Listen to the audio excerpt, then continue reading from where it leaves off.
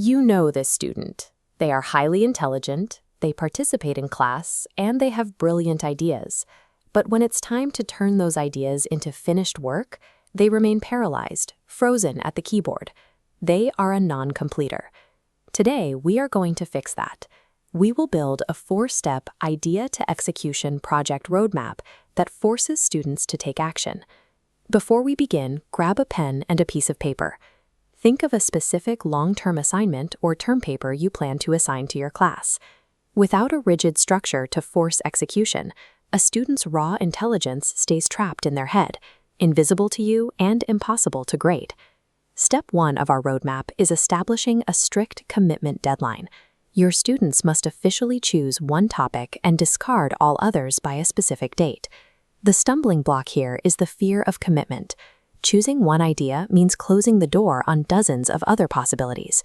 To avoid that loss, students stay trapped in the brainstorming phase. Look at the examples in this text. A commitment requires picking a single lane.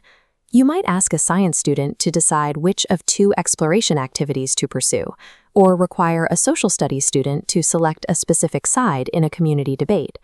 On your paper, write down your first checkpoint. Decide the exact method and the exact date your students will use to declare their final topic commitment to you. Until that definitive choice is made, the project is a fantasy, not an assignment. Now that we have a topic, we move to step 2, assigning a micro-task that physically initiates the momentum of the project. Having a great idea does not naturally translate into knowing what to do first. When students face a massive project, they often fail to identify the immediate next step. This page highlights low-friction initiation tasks.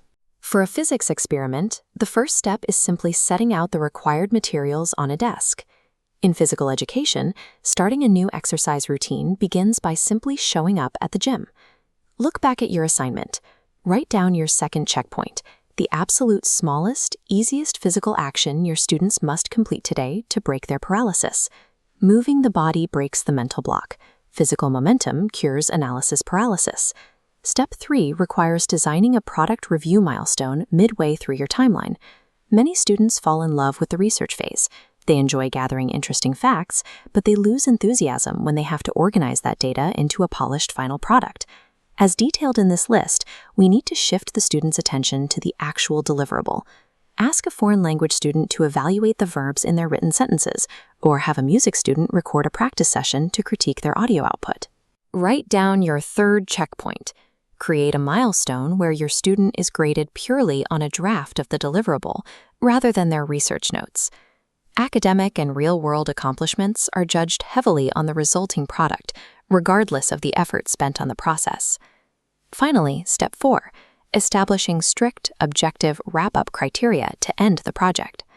This animation illustrates Zeno's paradox. A person travels from point A to point B by moving half the distance, then half the remaining distance, and so on. They constantly get closer but never arrive. This creates the perpetual student syndrome. Driven by the fear of imperfection, students endlessly tweak minor details. They cut the remaining distance in half over and over, trapped right next to the finish line without ever crossing it. Looking at this text, you can see how to force termination. For example, instruct a science student to end their cross-pollination observation log after exactly 3 generations, instead of waiting for 8. Write down your final checkpoint. Define the exact objective cue that gives your students permission to call the project done. Teaching a student when to stop working requires as much intention as teaching them how to start. Take a look at the piece of paper you've been writing on. You have transformed a vague assignment into a concrete idea-to-execution roadmap. You now have 4 structural pillars in place: forcing a commitment, triggering the first action, shifting focus to the product, and defining the finish line. By implementing these milestones, you provide the scaffold your students need to translate their raw intelligence into tangible success. As you can see in the prompt at the bottom of this page, here is your final assignment.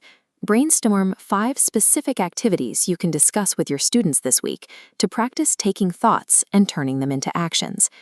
An idea is only as valuable as the ability to finish it.